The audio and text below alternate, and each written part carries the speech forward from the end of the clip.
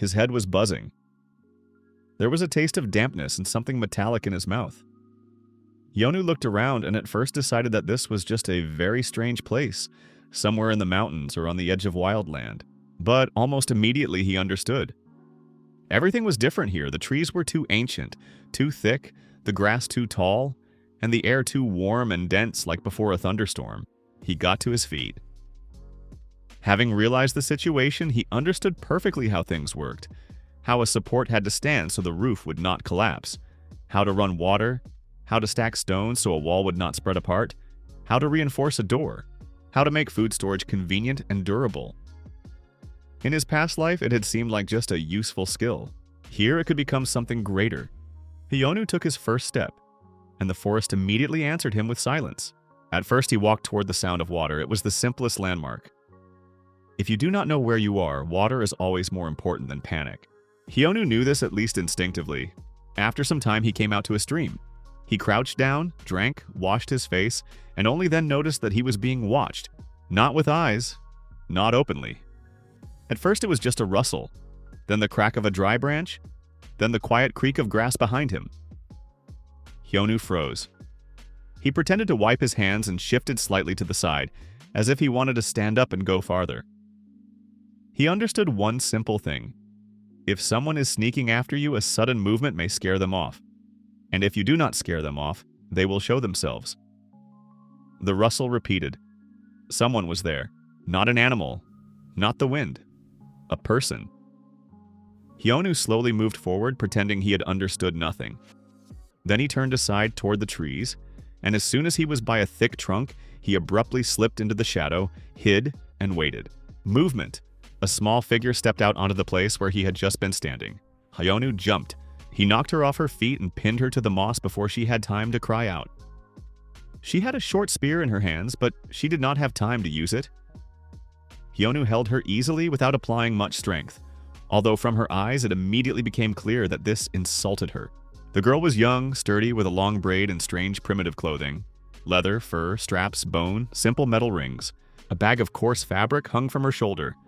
Her face was tanned, and her gaze was sharp and angry. She spoke quickly. Very quickly. Hyonu did not understand everything, but he caught some of the words at once. The language was similar to his native one, but older and rougher, as if many generations and different lands separated them. Let go now. You will die. Father, king, cannot. Hyonu blinked. King? He asked quietly. The girl froze. Then she sharply said something again and tried to break free, but Hyonu had already released his grip. She immediately rolled to the side, jumped up, snatched up the spear, and pointed it at him. Who are you? She asked, and now the meaning of the words was almost clear. Hyonu carefully raised his hands. Hyonu. She frowned. You understand me? A little. She gripped the spear tighter. You are dangerous. I do not know that myself yet. This seemed to confuse her. She had expected anything except a calm answer. I am Yara, she finally said, proudly straightening up. Daughter of the king of the Stone Forest tribe. Hyonu looked at her attentively. And I, it seems, am an outsider. Yara narrowed her eyes. If you do not come with me, you will be killed. And if I do, possibly they will kill you later. Hyonu gave a short chuckle. Encouraging. She did not understand the joke and because of that became even more serious. Let us go, quickly! Hyonu nodded, because for now it was the only logical option. The stone forest turned out not to be a village. It was a real tribal settlement, built on a natural stone terrace among enormous trees and black boulders. A high palisade, bridges between platforms, houses of wood and stone, fires by the passages, watchtowers carved directly into the rock. And most importantly, women. Many women, armed, strong, collected, in leather armor with tattoos on their arms, scars on their cheeks, and heavy spears behind their backs. They looked at Hyonu as if they were assessing not a person, but a possible threat. There were few men, several old craftsmen, teenagers, porters, and 2 guards by the warehouse. Everything else was held by women. Their tribe really did resemble Amazons, but not elegant, legendary warrior women, rather harsh, primitive, and very dangerous people living in a constant struggle for survival. Yara led him through the settlement straight to the central house. Do not fall behind, she threw over her shoulder. I am trying. Try faster. Hyonu looked around. He had already noticed the main thing. The settlement was held together by strength, but not by order. The houses were sturdy, but built however each person knew how. The passages crossed inconveniently. Supplies lay in places chaotically. Water was brought in through several different channels, part of which was clearly flowing to waste. He noticed all of this almost automatically. And that was bad, because he already saw how everything here could be done better. And that meant he would soon be not just an outsider. He would become the person who had begun to notice other people's weak spots. In the center of the settlement, the king was waiting for them. More precisely, the queen. Tall, broad-shouldered, with a very stern face and a heavy gaze. Her name was Kyra, and she was not one of those who smile without reason. The hide of a huge beast lay on her shoulders, and a combat knife with a stone blade and bone handle hung at her belt. When Hyonu was brought into the council hall, Kyra did not even stand up. "Is this him?" she asked Yara. "Yes, was he following you?" "No, I was following him." Kyra shifted her gaze to Hyonu, a gaze from which weak people usually feel their knees give way. "You are an outsider. It seems so. Where did you come from?" Hyonu did not know what to answer. A lie could be dangerous, the truth even more dangerous. "I woke up in the forest," he said honestly, "and I do not remember how I got here." Kyra narrowed her eyes slightly. "You do not remember?" "Yes. Convenient." Hyonu remained silent. The queen rose from her place and slowly came closer. She was taller than most men in his former world, and here even more so. Her presence did not press down with the force of magic or luxury. It pressed down with character. "Yara says you can speak our language." "Partly, and that is all?" "For now, yes." Kyra looked at him for a long time. Then she said, "You will stay alive only because my daughter considers you interesting. But if you turn out to be useless, you will be thrown outside the walls. Understood?"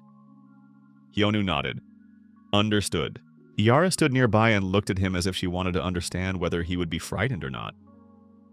He was not frightened, and that, judging by her face, interested her even more. They did not kill Hyonu right away, and that was already not bad. But they did not accept him as a guest either. He was given a small place by the workshops, given simple food, and assigned work. 2 warrior women were supposed to watch him. One of them was Runa, tall, silent, with short hair and a scar across her nose. The second was called Shara. She was sharper, quicker with words, and clearly liked testing people for weakness.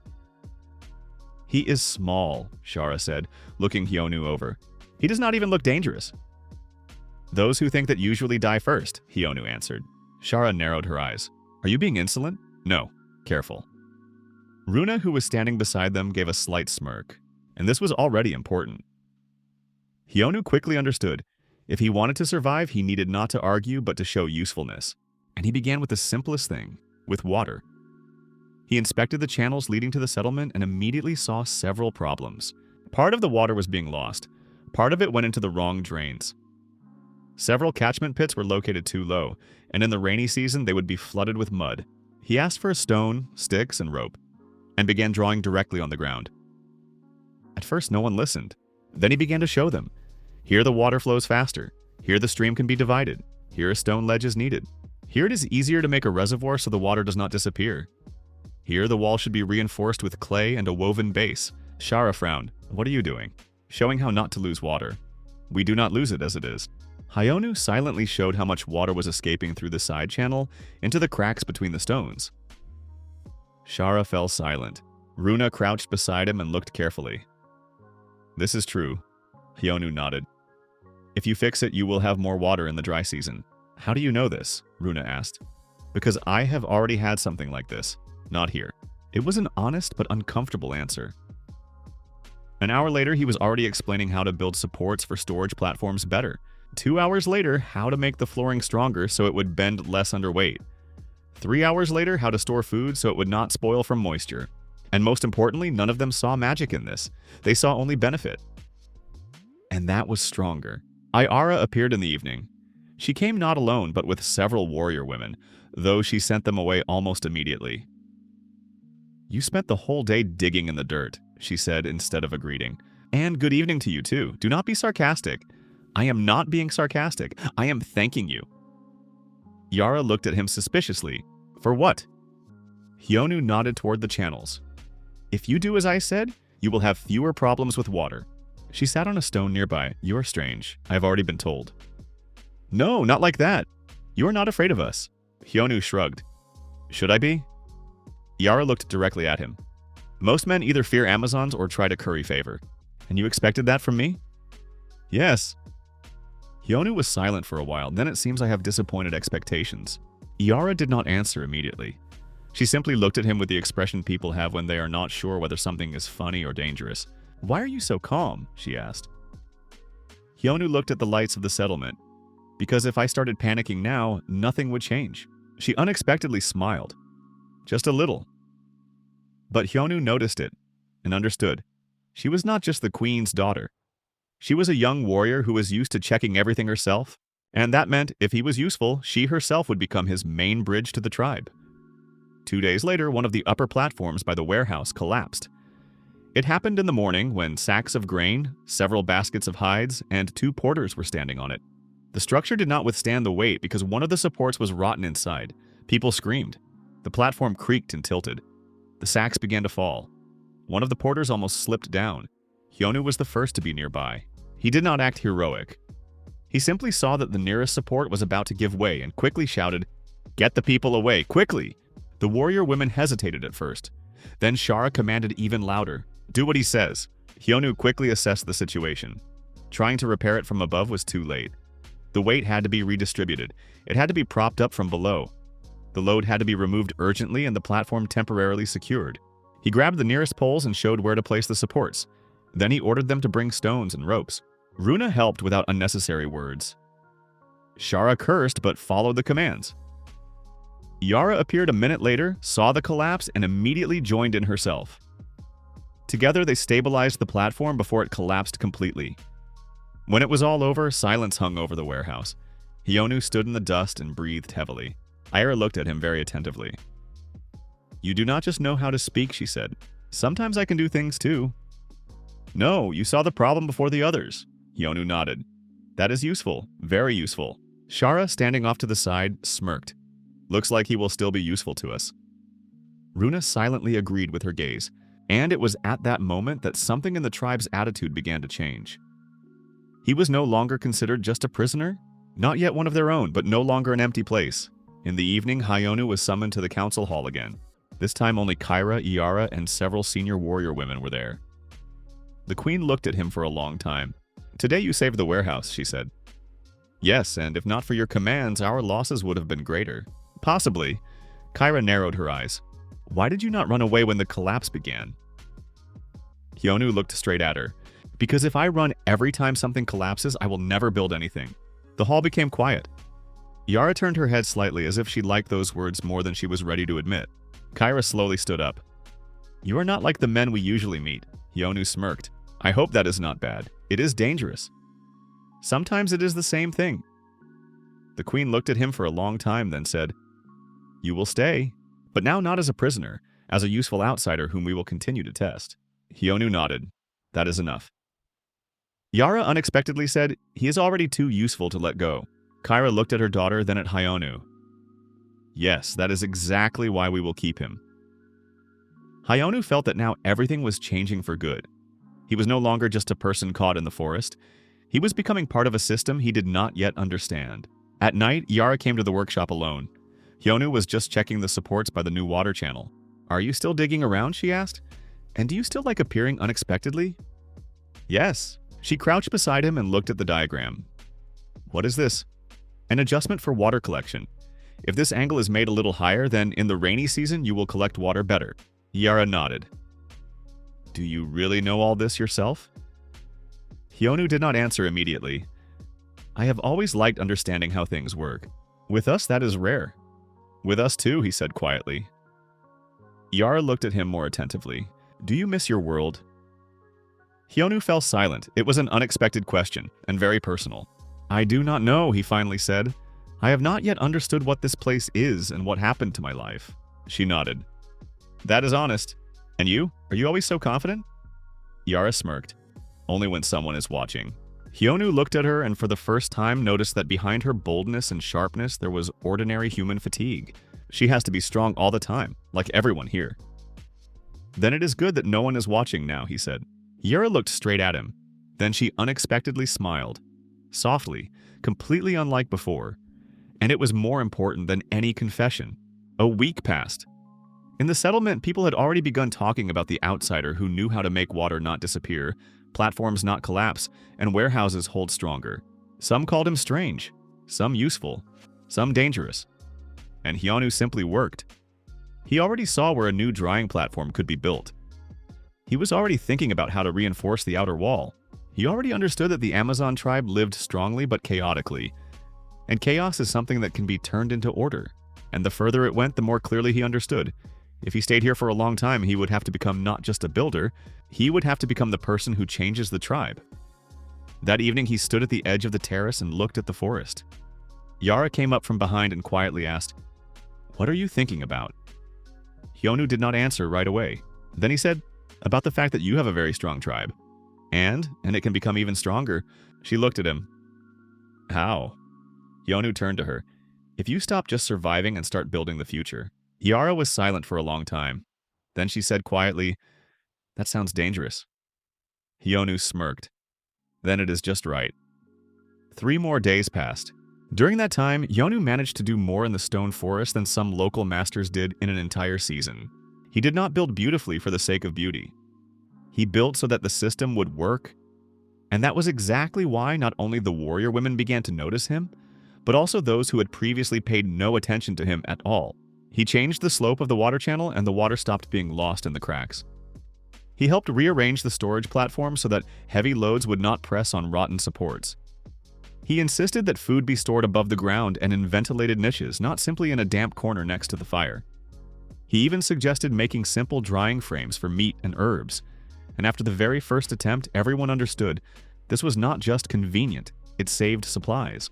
That was when the real conversations began. Cautious at first, then more and more open. The warrior women who had previously looked at him as a strange mistake of nature now began asking questions. How is it better to reinforce a roof? Why does he advise placing supports exactly like that? How does a stove work if it has draft? What will happen if the shape of a ditch is changed? Hyunwoo answered without arrogance, calmly, often right on the ground, drawing lines with a stick and explaining in simple words. He did not need to pretend to be a sage. In his world, he would simply have been a person who knew how to think with his hands. Here it was almost a miracle.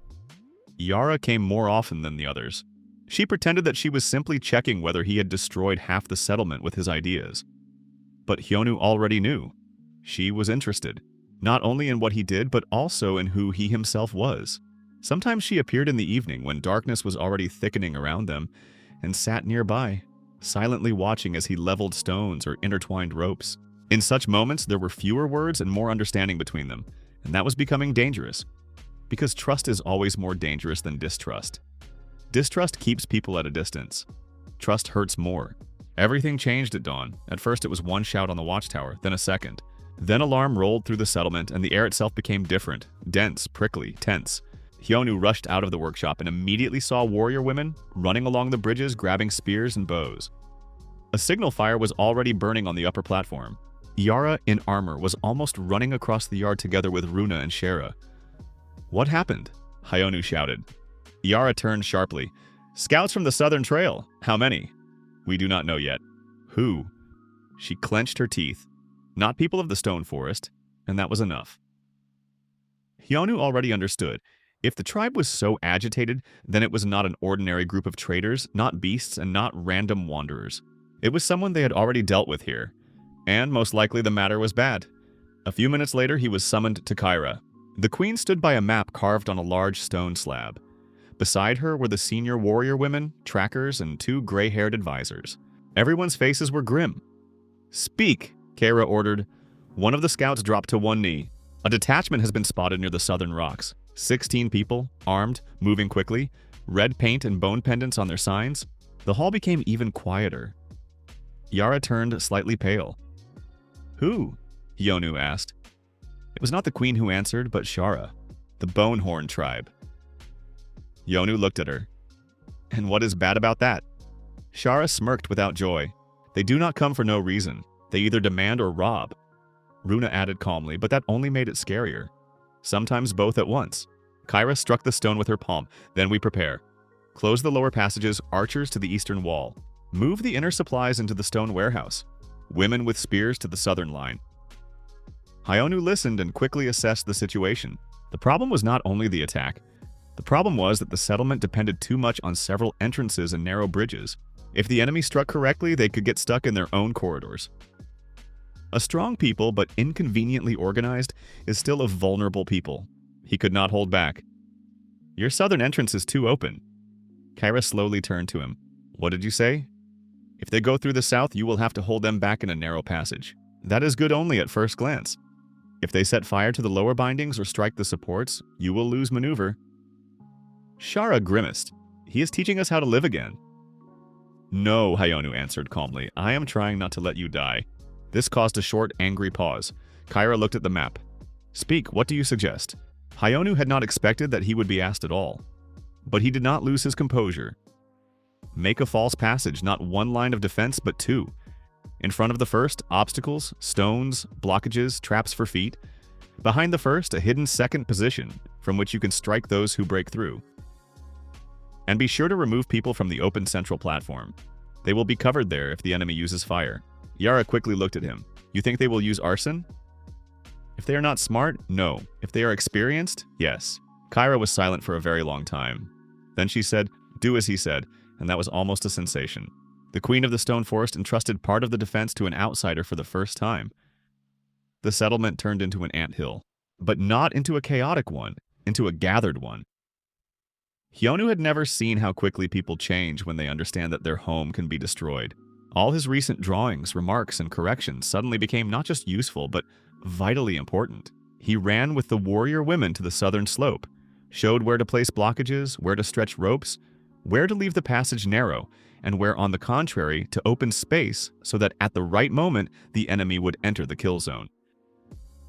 He was not a warrior by birth, but he knew how to think like an engineer, and in a siege that is sometimes more important than strength. Yara was beside him the whole time. She did not interfere. She did not command too sharply. She simply did what was needed and made sure that others did not slack off either. At one point, Yonu noticed how she herself was dragging a heavy stone together with two girls, although she clearly could have ordered them. Do you always work like that? He asked when they stopped for a second. Like what? Yourself. She threw him a glance. If people see me standing and commanding, they hate me. If I work beside them, they believe me. Hyonu nodded. That is smart. Yara smirked slightly. Do not say it as if you are surprised. I am surprised that I did not understand it right away. She looked at him more softly now. You are not what you seem either. Hyonu sighed. I am still trying to understand what I seem to be. Yara held her gaze on his face for a moment. Definitely not a coward. He wanted to answer, but a shout came from the lower passage. The watchman had noticed movement. The Bonehorn detachment was close. They were seen from the southern wall. They moved quickly and arrogantly like people who were used to others making way for them. On their bodies were red stripes of paint, on their necks animal teeth, on their heads feathers and bone amulets. Some carried spears, others short clubs, and two were dragging torches although the sun was still high. There were 16 of them. But they did not look like an ordinary raid. They were led by one tall man with broad shoulders and a face striped with scars. He stopped by the outer line of traps and raised his hand. Kara, he shouted, come out to talk. His voice was loud and self-confident. Several warrior women with bows appeared on the wall. Kyra came herself. What do you need, Rhaegar? The man smiled as if he had already won. Nothing special, only what belongs to the strong. Hyonu stood below but heard everything. Shara hissed beside him, it has begun. Rhaegar continued. We heard you have a new person, an outsider. They say he knows how to build and knows things your tribe does not know. Yara, standing on the wall, tensed. Hyonu immediately understood. This was not about a simple visit. He had already been noticed, already evaluated. And that meant the story was entering a more dangerous phase. Kyra answered in an icy tone. Leave, Rhaegar smirked. Give us the outsider, and we will leave. It became quiet on the wall, very quiet. Hyonu felt the tension around him become almost physical. Here it was, the true price of his usefulness. Now they were not just afraid to lose him, they wanted to take him away. Yara sharply stepped forward. He is not a thing. Rhaegar looked at her mockingly. I did not say he was a thing, but every person has a price. Hyonu smiled. Because this was the very moment when he needed not to remain silent. He climbed up to a visible place so that he could be seen from outside and shouted, You have bad eyes, Rhaegar. The man frowned. What did you say? If you were smarter, you would have noticed that the entrance is already prepared as a trap. Rhaegar glanced down, then back at him. Hyonu continued. You are standing right where the ground has been weakened. One more step and your people will fall into a pit. They froze for a fraction of a second. And that was exactly what Hyonu had been waiting for. He sharply pulled the rope hidden under a stone. A second later, part of the soil and the boards covered with brushwood under the feet of the enemy's front row crumbled downward, and two bone warriors fell screaming into a pit, filled with sharp stakes and broken stones. Panic began. The bows on the wall immediately spoke. Yara fired first. Shara and Runa opened aimed fire. The stone forest responded quickly and cruelly. But Rhaegar was not an idiot. He quickly retreated to a safe line and ordered his people to spread out. Now it was clear he had come not simply to demand.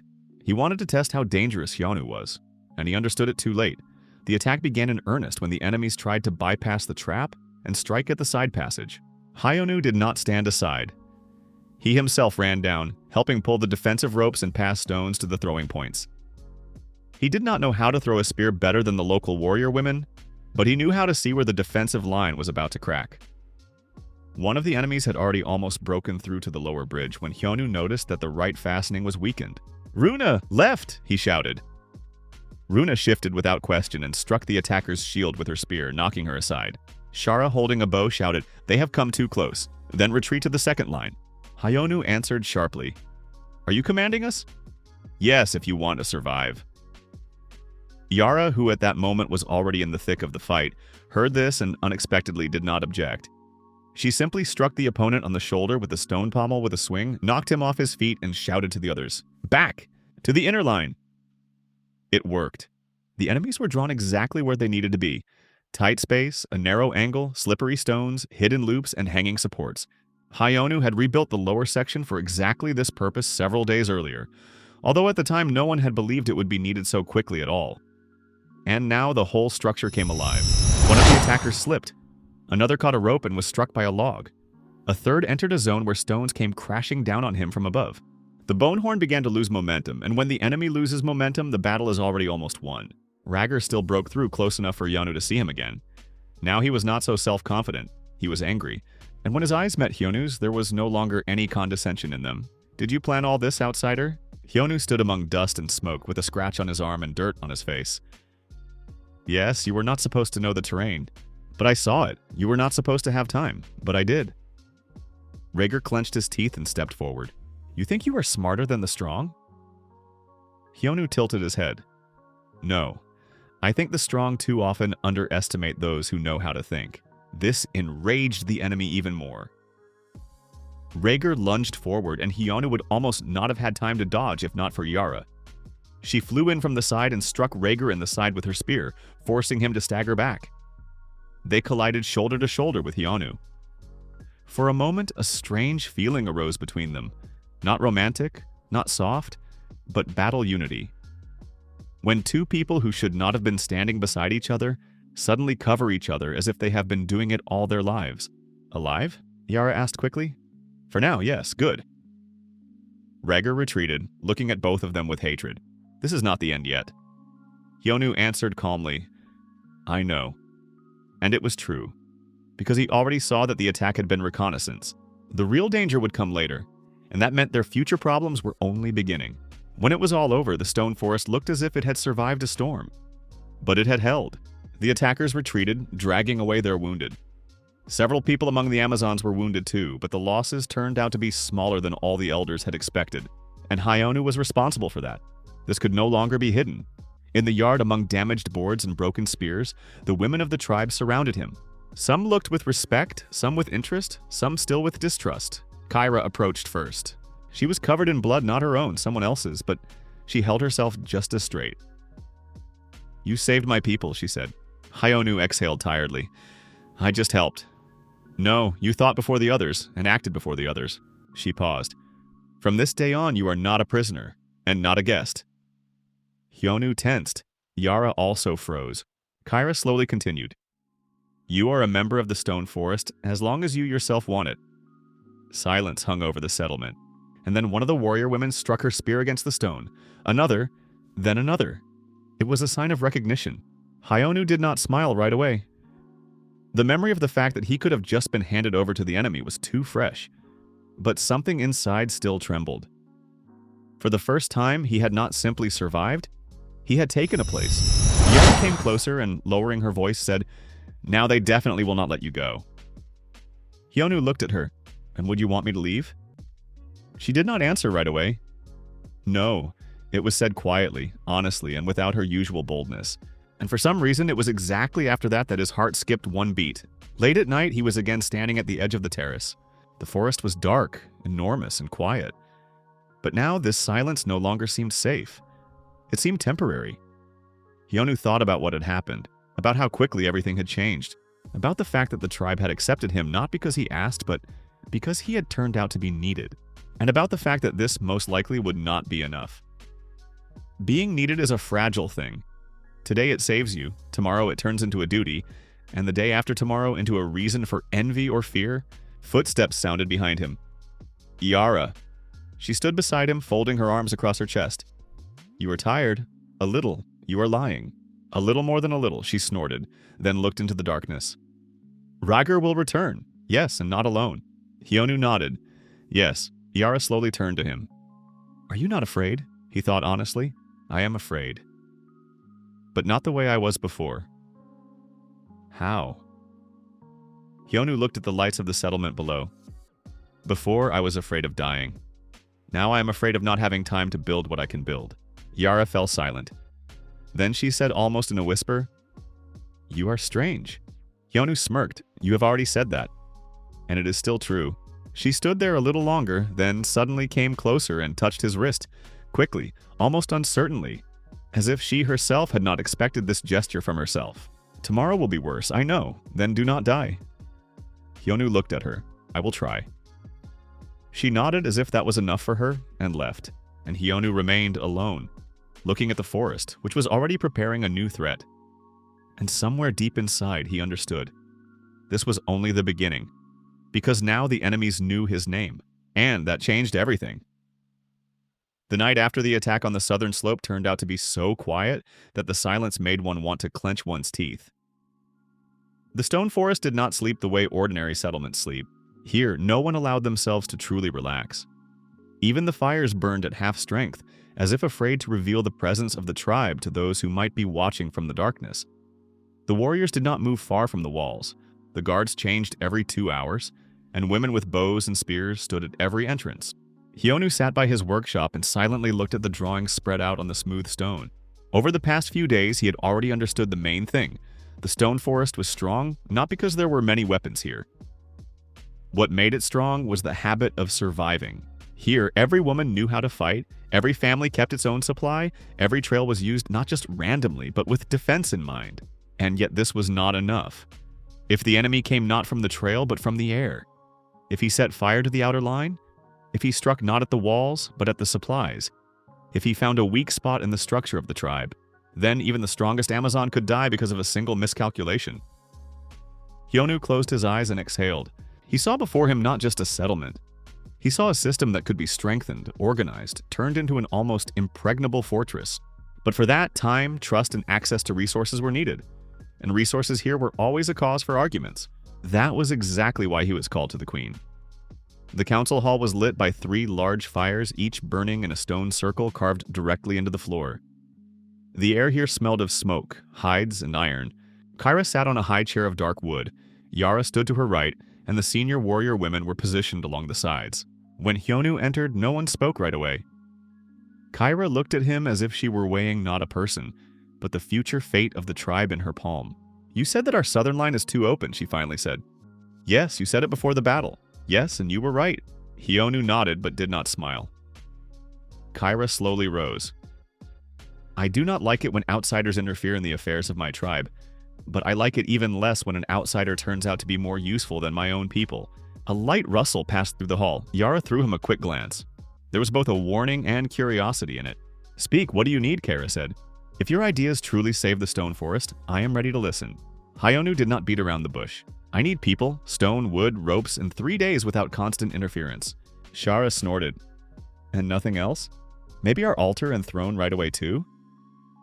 Hyonu looked at her calmly. If the throne stands on a bad foundation, it will collapse anyway. I am simply suggesting that you strengthen the foundation before that happens. Shara wanted to say something, but Kyra raised her hand, stopping her. What exactly are you going to do? Hyonu took a step forward and unfolded a diagram of the settlement on the stone table. You have 3 weak points.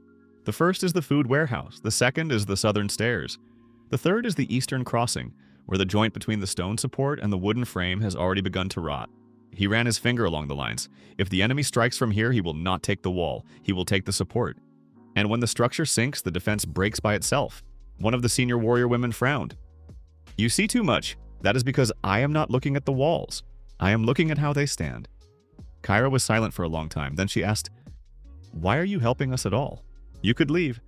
Hyonu did not answer right away. He himself did not like lying, especially in such matters, because you do not try to destroy everything you meet, and because here my knowledge can change something. It was not the whole truth, but it was close to it. Yara looked at him more and more attentively. She liked that he did not grovel before the queen and did not pose as a great savior. He simply talked about the matter, without unnecessary emotion, without fear. Kyra slowly nodded. Good, 3 days, but if you lose my trust, I will throw you outside the walls myself. Fair. And one more thing, she added. Yara will watch you. Yara slightly raised an eyebrow, as if she had long been waiting for something like that. Hyonu only nodded calmly. That suits me. Yara narrowed her eyes. Is that so? Someone has to make sure you do not decide to do everything the old way. Someone in the hall gave a short chuckle. Even Kara turned her gaze away for a second, hiding a barely noticeable shadow of a smile. And that meant more than it might have seemed. If someone from the tribe had seen the stone forest 3 days after the work began, they would not have recognized it. Yonu was not just adjusting the settlement. He was rebuilding its logic. He ordered the drainage ditches to be deepened. He ordered the supplies to be raised onto separate platforms. He insisted that heavy loads be placed not on wooden walkways, but closer to stone. He forced the local craftsmen to make the supports not simply thicker, but wider at the base. He ordered additional rope lines to be stretched under the flooring so that in case of damage, the bridge would not collapse immediately, but would hold for at least several minutes. And these were not abstract pieces of advice. He literally stood in the mud, got his own hands dirty, climbed onto the scaffolding himself, and showed how to distribute the load correctly. If somewhere a board bent, he did not explain it for hours, he simply took it apart and put it back together so that everyone could see the difference with their own eyes. At first, the warrior women watched with suspicion, then with respect, then with complete bewilderment. Shara was the first to ask, where do you even know all this from? Hyonu, without tearing himself away from work, answered, I have many useless things in my head. Sometimes they turn out to be useful. That is not an answer. It is the most honest answer I can give. Runa, who was watching them, quietly snorted. She was generally one of those who spoke little and saw a lot. And it was she who first noticed that Hyonu was not working for show. He looked at the village the way one looks at something they intend to preserve for a long time. Like a home. Iara noticed this too. She came every day, sometimes with a new list of tasks, sometimes with a check of the supplies, sometimes with a displeased expression on her face, as if looking for something to find fault with. But most often she simply watched silently. You work too much, she said to him on the 3rd evening. Hyonu sat on the edge of the stone flooring, wiping clay from his hands. And you appear too often where I am working. I am watching. Me? To make sure you do not make the whole settlement fall apart with your strange ideas. Hyonu looked at her and calmly said, if my ideas were bad, it would have already fallen apart. Yara pressed her lips together, then sat down beside him. Are you always so confident? No. Then why do you answer like that? Yonu looked toward the forest. Because if I start doubting every step, I will not build anything. She was silent for a while, then she unexpectedly asked, do you miss your world? This was already the 2nd time she had asked such a question. Hyonu did not answer right away. Sometimes, he finally said, but not the way people usually think. Then how? I do not miss the place. I miss the feeling that everything can still be fixed without blood. Yara looked at him for a long time. Then she quietly said, here it can be too. Hyonu turned to her. It can. But here every mistake costs too much. She wanted to object, but at that moment an alarm horn sounded from the eastern wall. Yara instantly stood up. Hyonu had already risen too. The signal was not a battle one. It was a sign of detection. Someone was at the border. The scouts returned at sunset, and their faces were not the best. Kyra gathered the council right on the outer platform, where torches were already burning, and the wind from the forest carried the smell of dampness and grass. "Speak," she ordered. One of the scout women dropped to one knee. "A tribe has been spotted at the northern border. Not ours, there are about 30 of them. But they have hunter signs and strange bone masks." Shara frowned. "The Bone Thread tribe?" The scout woman nodded. "Yes." They moved cautiously but did not hide, as if they deliberately wanted to be noticed. Kyra tightened her fingers around the handle of her knife. "Are they seeking an alliance?" "No," the scout woman answered. "Rather, they are testing us." Hyonu, standing a little off to the side, immediately understood what that meant. If a foreign tribe does not hide itself, then it is either strong or arrogant. And if it also does not come with a clear proposal, it means it first wants to understand how strong the walls are and how fierce the host's character is. "They are not random," Hyonu said. Everyone turned to him. He continued, "Someone already knows that the stone forest is growing stronger.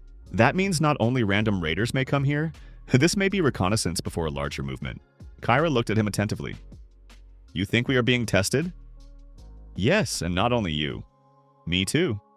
Shara snorted. "Why would that be?" "Because after the battle at the southern slope, it became obvious that the tribe had received not just a guest, but a person who knows how to change the rules." Yara looked at him unexpectedly seriously. "Then they will see how you change the rules again." Hyonu slightly tilted his head. "Only if you allow it." The queen rose and stopped the discussion with one motion. "I do not like it when someone approaches my walls intending to find something out. If the northern hunters want to see what the stone forest can do, we will show them exactly as much as needed." She looked at Hyonu. "You will come with me." Yara sharply turned to her mother. "Me too." "You will stay on the wall," Kyra cut her off. "Why?" "Because you are too hot-headed. I need someone who can think, not only chop." Yara flared up but remained silent. Hyonu noticed how she clenched her fists. She clearly did not like being pushed aside. But Kyra was right. Yara acted impulsively and now a cold head was required. And still, Hyonu felt something like quiet sympathy for her. Not because she was cute, but because she was alive, real, and stubborn to a ridiculous degree. And that was dangerous. They met on the northern trail the next morning. The fog had not yet had time to fully disperse, and long white strips hung between the trees, because of which everything looked as if the world stood on the border between sleep and reality. The stone forest did not come in full force. Kyra took with her only several warrior women, among whom were Hyonu, Runa, and 2 archers, and that was enough to show the seriousness of their intentions. From the other side of the trail they appeared. 30 people, masks of bone, spears with sharpened tips, hides dyed in dark colors. And in front, a woman, almost the same age as Kyra, but with a much harsher face, as if she was used to not smiling at all. Her skin was covered with thin white stripes of paint, and a necklace of small bone plates hung around her neck. She stopped 10 steps away. "Kyra of the Stone Forest," she said. "I heard you have acquired a strange person." Interest flickered across the faces of her people. Hyonu immediately understood that he had already been discussed even before the meeting. This was even more dangerous than a direct challenge, because rumors always grow faster than facts. Kyra did not blink. "And if you heard that, then you did not come for no reason." The woman smiled slightly. "My name is Nara. I am the chief of the Bone Thread. We have been watching your settlement for a long time." "I can feel that," Kyra answered dryly. Nara shifted her gaze to Hyonu. "So this is that very outsider?" Hyonu did not hide. "Yes." Nara assessed him with her gaze from head to toe. "He looks harmless." Yara, who was not present at the negotiations, would surely have flared up at such a phrase. But Hyonu simply looked at Nara and calmly said, "Danger usually does not look dangerous." For a second it became quiet. Then one of Nara's warriors gave a short chuckle but immediately stopped under her gaze. Nara slightly tilted her head. "I like the way he speaks." Kyra did not answer. Nara continued, "We did not come with war, for now, but we have a problem. Foreign hunters have appeared in the east. They are building a temporary camp and hunting everything that moves. We want to know whether you are going to tolerate it." Kyra immediately tensed. "Foreign hunters?" "Yes, not from our tribes. And judging by the tracks, there are more of them than it seems." Hyonu already understood at that moment. This could be the beginning of a larger shift. If unclear groups are appearing near the stone forest, it means the whole region is beginning to change. And that is bad and good. Because change is always a risk, but it is also a chance. Why did you come specifically to us? Kyra asked. Nara smiled thinly. Because you are changing too, and changing tribes either become allies or disappear. Kyra narrowed her eyes slightly. And what do you suggest? Nara looked at Hyonu. Let us start with him. Let the outsider show what he is worth. The Bone Thread warriors stirred. Not aggressively, rather with interest, like spectators before a fight. Hyonu instantly understood. This was not just a request. This was a test. And if he failed it, the trust of the stone forest would not simply weaken, it would crack. Kyra looked at him. Can you do it? Hyonu looked at the trail, at the fog, at the silhouettes of the foreign hunters in the distance, and calmly answered, I can. Nara smiled wider. Then show us. They did not immediately bare their weapons. Instead, Nara ordered one of her hunters to step forward. He was sturdy, tall, with a long spear and quick legs. One-on-one, Nara said. No death. Just a test. Hyonu took a simple spear from the hands of one of the warrior women and stood opposite him. He was not a fighter in the classical sense. He had not grown up among the Amazons. He had not held a spear since childhood, but he knew how to think in battle, and that is almost always scarier than raw strength. The opponent moved first, fast, sharp, with good technique. Hyonu moved aside, not trying to block with force. Instead, he shifted his weight, took a short step back, and struck not the body, but the shaft of the spear, knocking its direction aside. Then he stepped closer, forcing the opponent to lose distance. The crowd reacted at once. The bone thread hummed. The stone forest straightened. Nara's hunter tried to change the angle of attack, but Hyonu had already understood the rhythm. He did not parry beautifully, he broke the opponent's convenient trajectory. Every step of his was not showy but useful. Every movement reduced the space for error. Finally, he caught the moment, sharply shifted and jabbed the opponent in the shoulder with the blunt part of the spear, forcing him to step back. Without blood, without humiliation, but enough to show control. The hunter growled in frustration, but Nara raised her hand. Enough. She was looking at Hyonu completely differently now. You are not a warrior by origin, she said, but you know how to break a fight to suit yourself. Hyonu lowered the spear. I do not like unnecessary losses, that is noticeable. Nara looked at Kyra.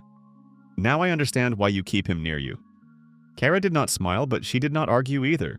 You came not only for a test. Nara nodded. Correct. The eastern camp of foreign hunters is only part of the problem. Someone else is following our tracks, someone smart, and that someone is already interested in your settlement. Hyonu immediately became alert. Who exactly? Nara did not answer directly. The one who does not wage war first, he watches first, counts. Tests what can be bought, what can be broken, and what can be taken alive. Kyra frowned. We do not have such people. Then they will appear soon, Nara said. And if you do not prepare, you will be cut not for land, but for what you have managed to build. These words hung in the air heavily like a stone. Hyonu understood at once. The game was becoming more complicated. Before this, there had been random clashes. Now real politics was beginning, and possibly real war. And at that very moment, he felt how Iara, standing somewhere far away on the wall, was surely now tearing herself toward here to take part in everything personally. Hyonu almost smiled, because that was very much like her.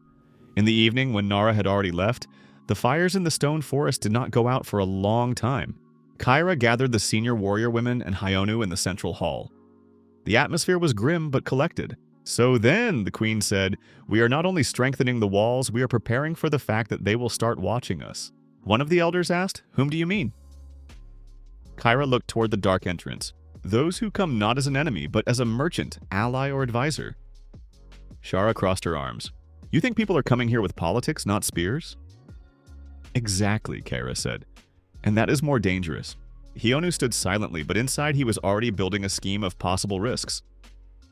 If someone starts trading with the tribes, it means they may try to pull the stone forest into a larger system of power. Gifts, promises, safe routes, exchange of resources.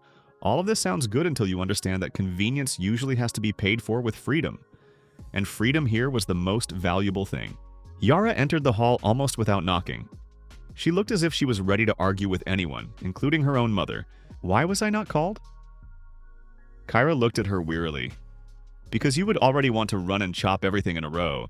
And what is bad about that? There is no strategy in it. Yara shifted her gaze to Hyonu. What did she say?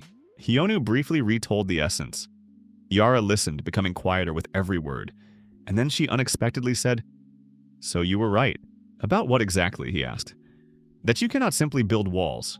You need to build something that will withstand not only a blow but also foreign interest." Hyonu looked at her attentively. Smart conclusion. "Do not get used to it," she muttered, but there was no longer the usual sharpness in her voice. Kyra noticed it too. "Yara, tomorrow you will go with Hyonu to the Western warehouse. He will show you how to rebuild the flooring and supports there." "Why me again?" "Because you run fastest when you argue," Kara said dryly. Someone in the hall quietly chuckled. Yara rolled her eyes but did not back down. "Fine. But if he starts rebuilding everything again, I will remind him of it." Hyonu only slightly lifted the corner of his lips. "You already remind me of it all the time anyway." Yara snorted.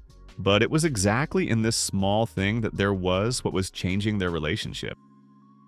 Something new was appearing between them, not simply an argument, not simply interest, but a light feeling of moving together.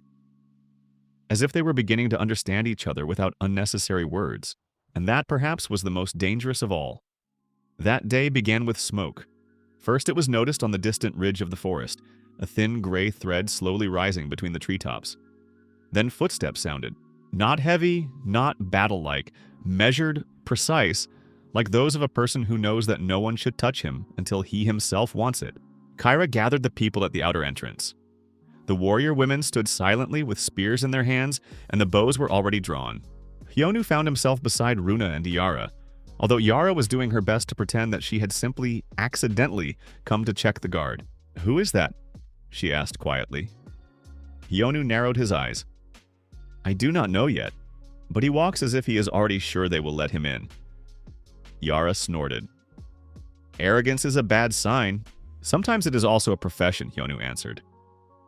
A minute later, a man came out of the forest, alone, without guards, without weapons in sight, in a long dark cloak with neatly trimmed hair and the face of a person who knows how to smile only when it benefits him. A wide box tied with straps hung over his shoulder. Several small pouches were on his belt. In his right hand was a traveler's staff. He stopped at the border and bowed slightly. "I have come in peace," he said. Kyra did not move from her place. "You have come too calmly for a person making such a claim." The man smiled.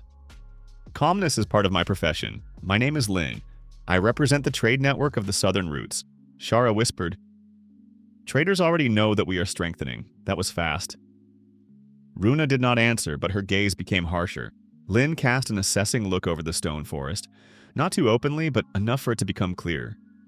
He was already counting the walls, bridges, viewpoints, the thickness of ropes, and the number of guards. Hyonu immediately disliked that gaze, because it was the gaze of a person who was not simply looking. He was already mentally estimating the price. "I heard that the stone forest has new methods of reinforcement," Lin said, "and a new person who knows how to turn a village into a fortress." "You have heard too much," Kyra answered dryly. "That is my job. And what do you want?" Lin lowered his gaze to the ground, as if choosing the right words. "Exchange. Tools, iron, cloth, salt, medicinal herbs, and in return, wood, hides, salt and stone, and access to your northern route." Kyra did not even blink. "We have no trade agreement with people of your type. Not yet, and perhaps there will not be one." Lin smiled softly. "Queen, you should not hurry so much. The world is changing. New forces are already appearing around your lands. If you remain alone, larger players will simply tear you to pieces." Hyonu slightly turned his head. There it is. Not simply a merchant, a scout, an envoy, a person who first brings supposed help and then begins to measure how hard he can press. Yara, of course, felt it too, although she did not say it out loud. Kara looked at Lin coldly. "Are you threatening us?" "I am warning you," he answered. "A threat is when I have already decided. For now, I have come to offer a reasonable exchange, without unnecessary blood." Hyonu stepped forward. "Then why did you not come with real gifts?" Lin shifted his gaze to him. "And would you accept real gifts?" "Depends on what you call real. Iron, which you do not have. Medicines, which you do not know how to make. Knives that cut better than your stone blades. And something else." He lowered his hand onto his box and slowly opened it. Inside lay neatly arranged items, several thin blades, bronze hooks, coils of strong rope, a small bundle of cloth, and a vessel with reddish liquid. The warrior women tensed slightly, but Hyonu was not looking at the goods. He was looking at Lin. He had brought not just objects, he had brought temptation. If the tribe took these things, it would become stronger. If it refused, it would remain the same. And if it took them, but fell into dependence, then one day it would have to pay for every item. And Lin understood this perfectly. Kyra was silent. Lin continued, I am not asking you to give up your freedom. I am offering connection. And connection, if built correctly, is stronger than a wall. Hyonu gave a dry smirk. Usually the only thing stronger than a wall is a hook looking for where to catch it. Lin looked at him with interest. Good remark, you must be that very outsider. Let us suppose. Then I understand why there is so much talk around you. Yara immediately narrowed her eyes. What talk? Lin smiled slightly wider. That the stone forest has become too confident. That the queen has acquired a strange advisor. That the tribe is beginning to change faster than befits such places. Kyra said coldly, No one invited you to discuss my tribe. Of course, but a traitor without hearing is a bad traitor. Hyonu had already understood that this man had come not only for goods. He had come to test the ground. To find out who makes decisions, who doubts, who is jealous, who can become the weak link. And right then, Ayara suddenly stepped forward. We do not need foreign hands that consider themselves useful only because they have iron. Lin looked at her with polite surprise. And you must be Yara, the queen's daughter. And you are very much like a person who strikes first and thinks afterward. Better than the other way around. Sometimes. Kyra raised her palm, stopping their exchange of barbs. Enough. If you want to trade, name the price. If you want to spy, leave right now. Lin sighed as if he truly regretted that the conversation had not gone according to his plan. Good. Then to the point. I will offer an exchange not only of goods. We can teach you several craft techniques. And you will give us access to your forest trails and later to hunting routes. Runa immediately frowned. And how is that different from trying to sit on our necks? Lin smiled. In that I honestly admit. In the end, the strongest will still remain in charge. And after these words, Hyonu understood the main thing. This man did not deny the struggle for power. He simply packaged it in the form of trade. Late in the evening, Kyra was in no hurry to give an answer. Lin was given a place by the outer fire, but under watch. He was not allowed to enter the settlement, but he was not driven away either. And that already meant the queen was truly considering options. Hyonu, tired of endless discussions, went out onto the upper stone platform, where the wind struck his face and calmed his thoughts. Yara was already there. She was sitting on the railing, arms crossed, looking down at the lights of the settlement. Did you run away from the conversation again? She asked without greeting. That was not a conversation. It was an attempt to measure how much we can be pressured. And what do you think? Hyonu leaned against the stone support. He is dangerous. I understood that myself. No, Hyonu said. He is dangerous not because he can attack, but because he does it in such a way that the victim wants to open the gates themselves. Yara was silent for several seconds, then smirked. You really are not from our world. Is that a compliment? I do not know. Hyonu looked at her. And what do you think about Lin? Yara grimaced. I think he smiles too often and says too little about what he really wants. So you do not trust him. And you? Hyonu was silent for a while. I do not trust anyone right away in general. Yara gave a short nod, as if that suited her perfectly.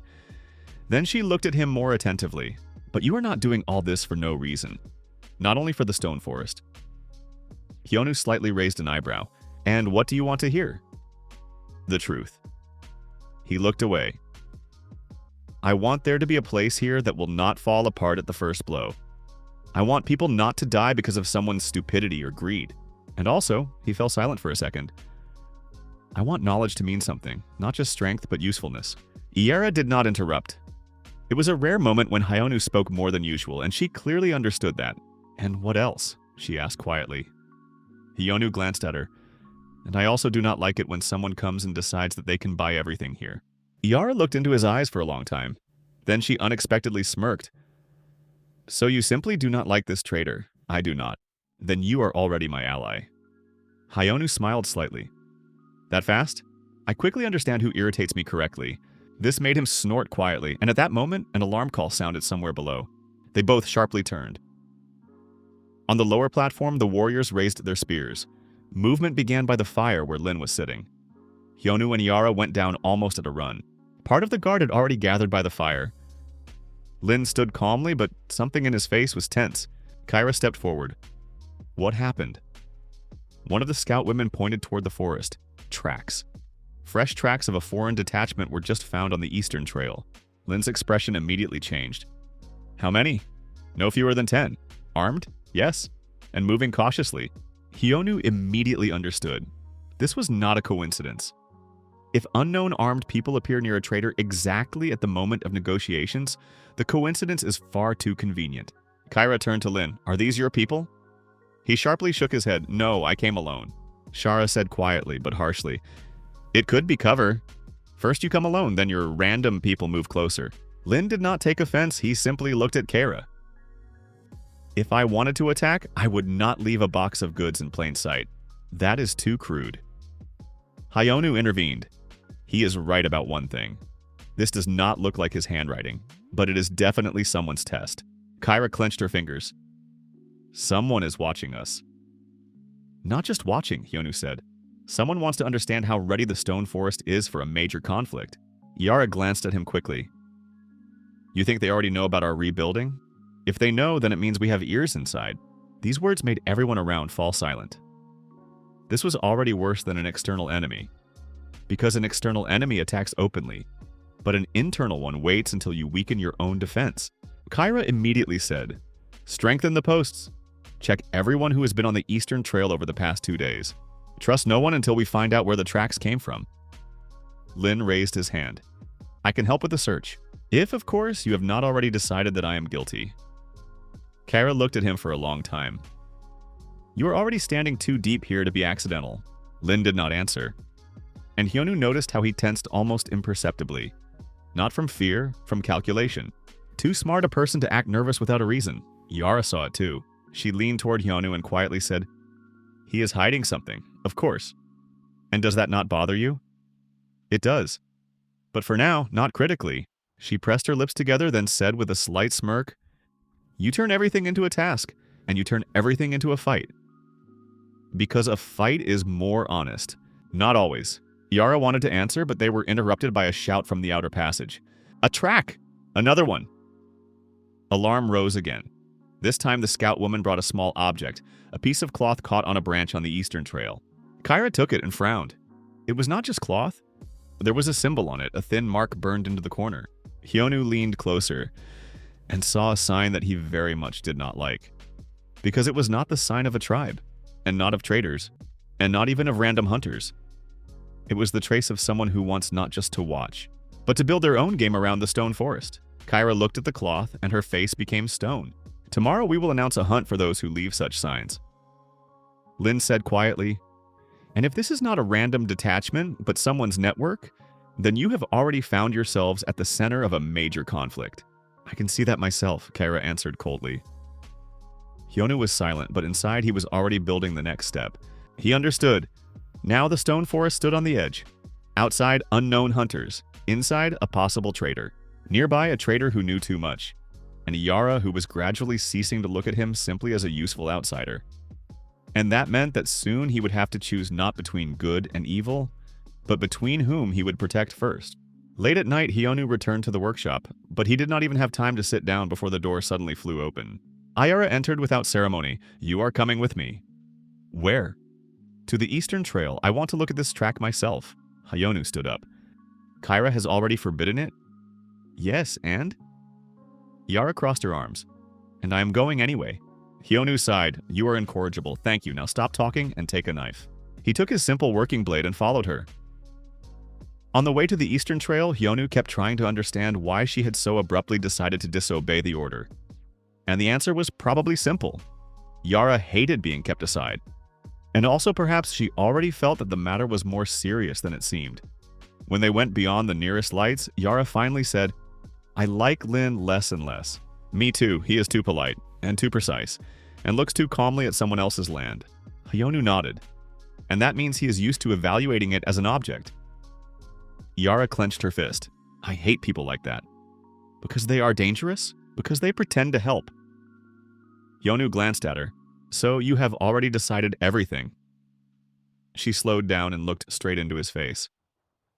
I decided that if someone tries to buy our tribe, I will be the first to draw a knife. He smiled slightly.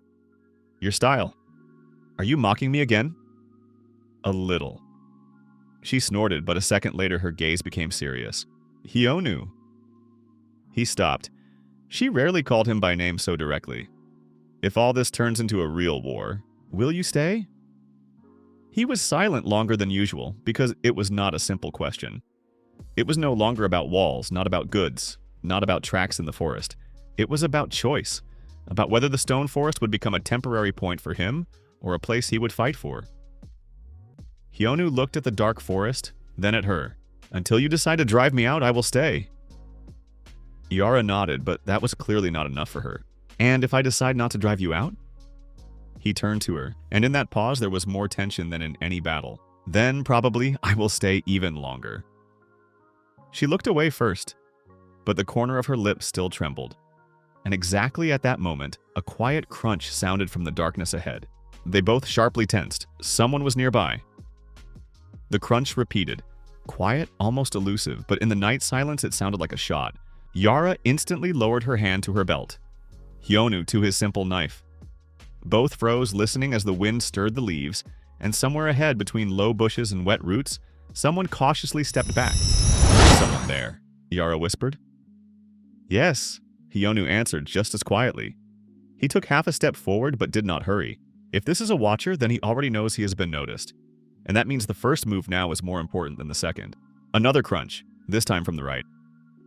Hyonu sharply turned his head.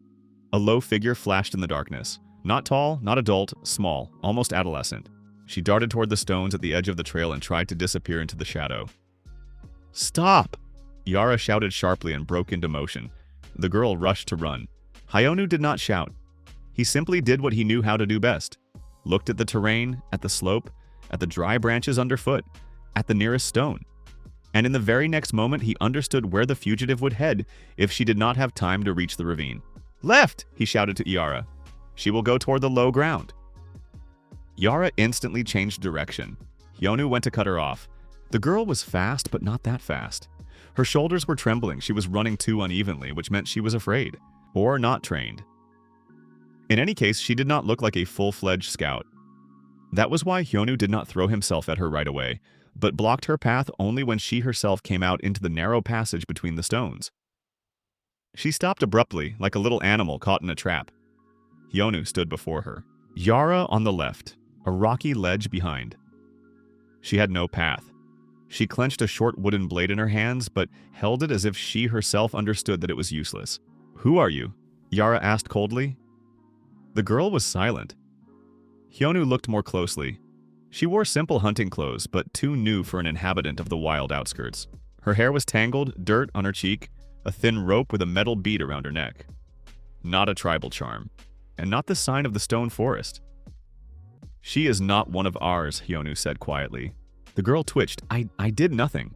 Her voice turned out to be thin, faltering. Very young. Yara stepped forward. Then why are you watching our trails? I am not watching. I just... She faltered and lowered her gaze.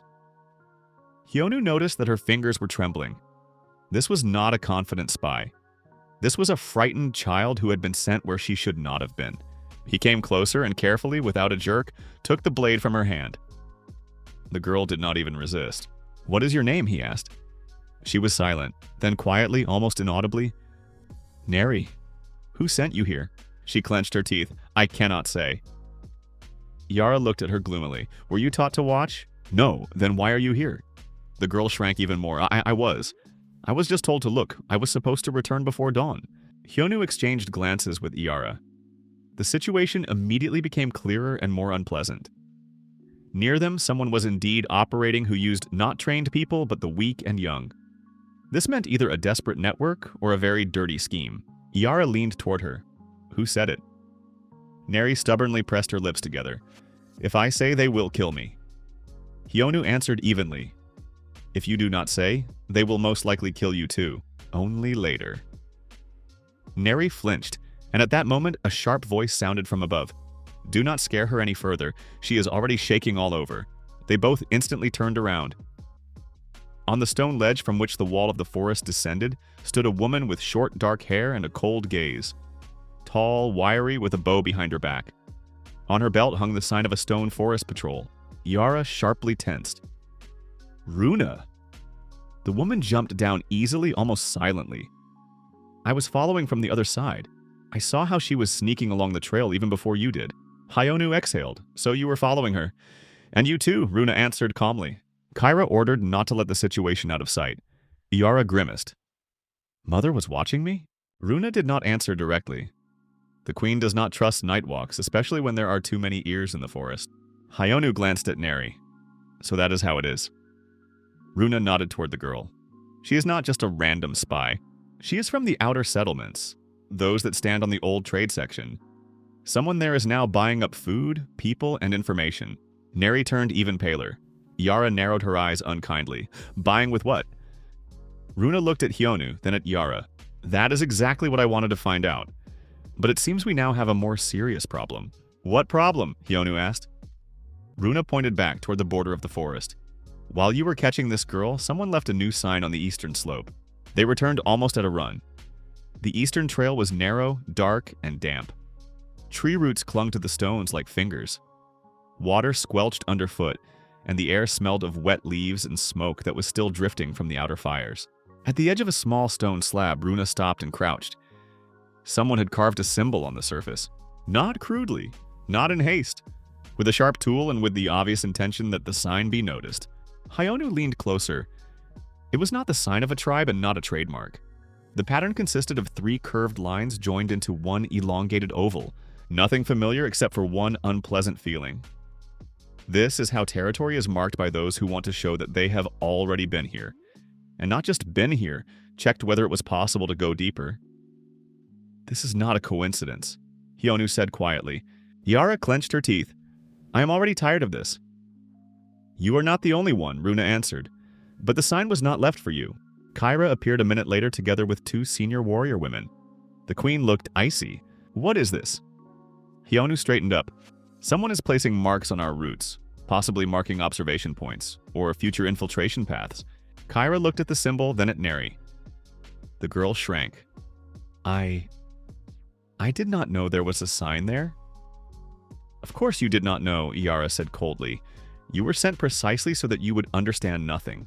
Neri blinked rapidly. They forced me. They said that if I did not agree, they would take my sister. A heavy silence hung in the forest. Yara froze first. She did not like weakness in others, but she knew the price of a threat. And from her face, it immediately became clear that she had understood the second side of the matter too. It meant the enemy was working not only with fear, but also with blackmail. Kyra asked, Who are they? Neri lowered her head. People from the southern road, and also one man. He said that if I walked along the trail and just looked, everything would be fine. What man? Runa asked sharply. The one with many goods, the girl answered quickly. He smiled. He had a folding map and a blue cord on his wrist. Hyonu tensed. A blue cord. Lin. He was not physically here, but his name already hung in the air like a shadow. Yara turned to him. You noticed it too? Hyonu slowly nodded. Yes, but for now we cannot claim that it was him. Kyra crouched by the sign and ran her fingers over the carved lines. These are not just scouts working here. They are preparing the ground here. For what? One of the elders asked. Hyonu answered at once. For pressure. First they mark routes, then force weak people to carry messages, then find out who in the tribe doubts. And then they offer a solution. Runa looked at him very intently. You have good experience with such things. Hyonu fell silent for a second. Yes, he had experience. And that was exactly why he did not like what he was feeling now. This order of signs was too familiar. First a web, then dependence, then an offer that is hard to refuse. Kyra stood up. Neri will be under supervision, but do not touch her for now. Yara turned sharply. Mother, are you serious? She is not our main enemy, Kyra said calmly. Our main enemy is the one who sends children at night to mark the land of another tribe. And this was said so harshly that Neri sobbed and covered her face with her hands. Hyonu looked not at the girl, but at the symbol. Something about it gave him no peace. Too neat, too meaningful, as if someone wanted not just to leave a trace, but to make sure it was noticed at the right moment. And then he understood. They want us to suspect Lin. Everyone turned to him. What? Yara asked again. If a traitor and unknown people are pressuring us, then the most convenient option is to push everything into one point. Let us ourselves begin to suspect the one who supposedly came peacefully. This will distract us from the real player. Kyra slowly nodded. So they have not only spies, but also calculation. Yes, Hyonu said, and it seems very good calculation. When everyone dispersed, Yara did not leave. She stayed on the eastern trail together with Hyonu while Runa led Neri to the camp under guard. Around them, it became quiet again. The forest stood motionless, as if it itself was watching them. Yara was silent for a long time. Then she said, "If all this is true, then they have already begun surrounding us." "Yes, and you still do not want to tell my mother that Lin may be connected to this?" Hyonu looked toward the trees. "I do not want to say what I cannot prove." Yara sharply turned to him. "Sometimes proof is not needed for war. Sometimes you just need to stop the enemy from sitting on your neck.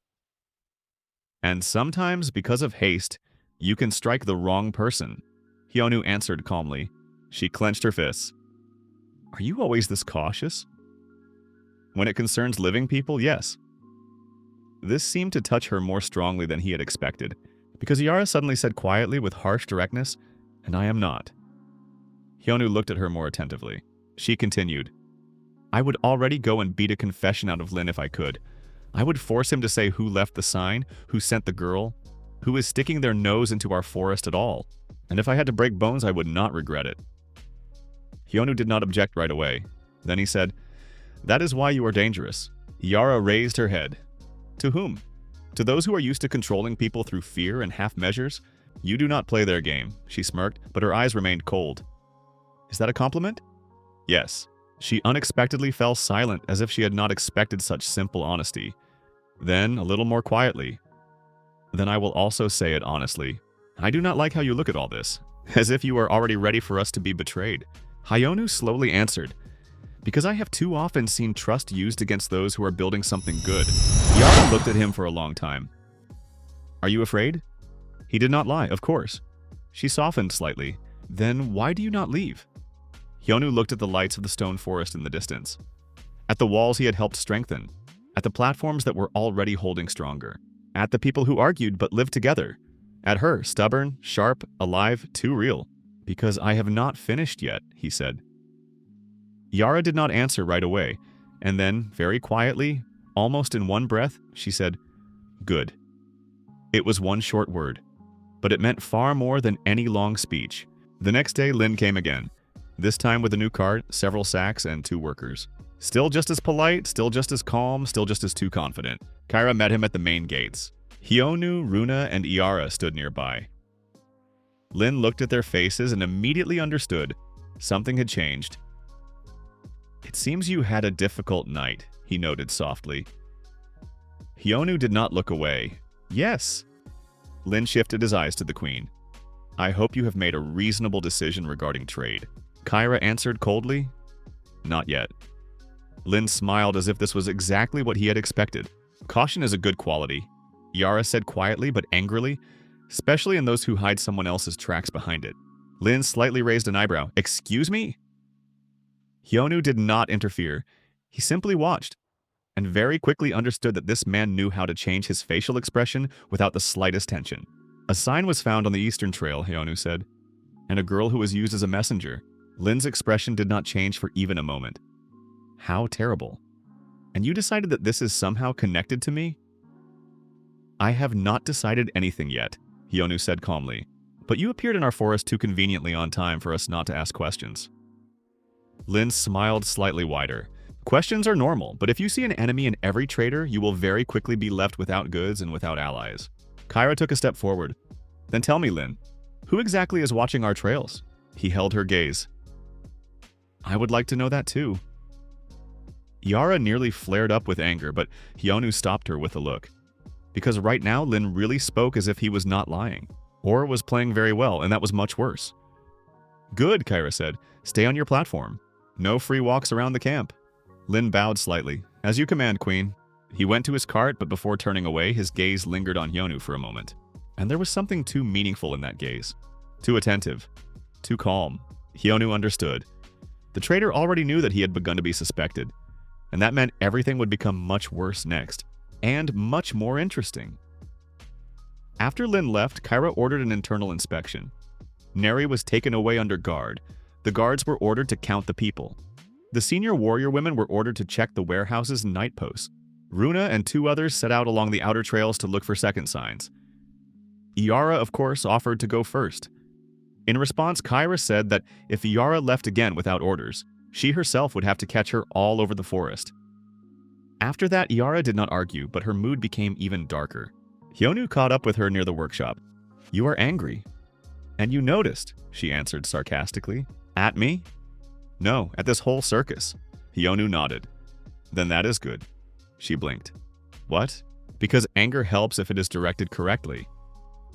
Yara stared at him as if she first wanted to object, and then decided not to waste strength. "I hate it when you speak as if you have already calculated everything." "I have not calculated everything." "Then what?" Hyonu looked straight at her. "I do not know who is leaving the signs, but I know they are playing more than one game.